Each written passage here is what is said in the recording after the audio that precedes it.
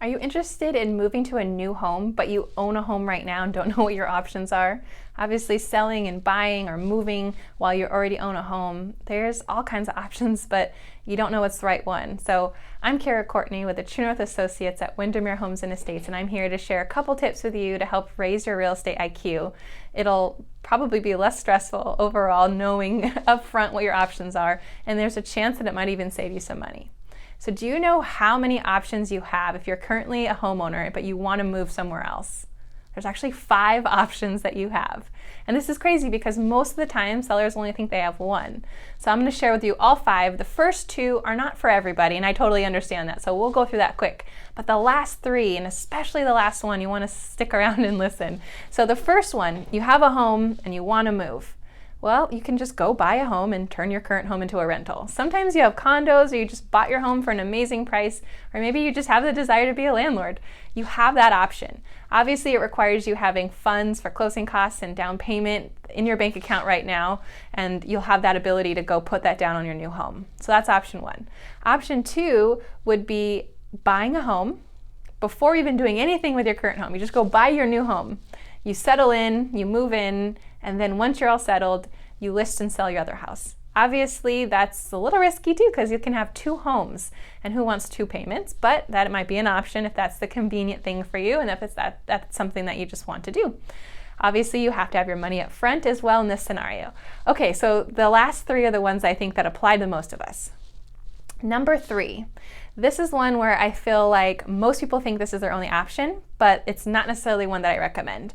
It's where you are kind of thinking about moving, so you're checking out the market and oh my gosh, you found the perfect house. You submit your offer and the seller says, great, well you have 17 days or 21 days or 30 days, it depends on what we negotiate, but you have a limited amount of time to sell your home. So now what do? You rush, your house might not be ready, you put it on the market, maybe you have to put it down for a lower price just to get it going quickly, and then you kind of don't have a lot of wiggle room. You have to sell, otherwise you'll lose this house you love.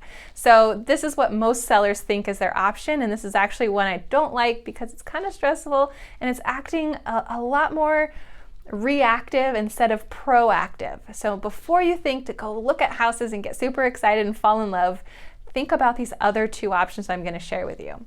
So option number 4, this is where you actually list your house, you find a buyer, but guess what? You're not going to be homeless. There's an option where you can actually say to the buyer, hey, I'll sell you my house, but you have to give me time to find a replacement property.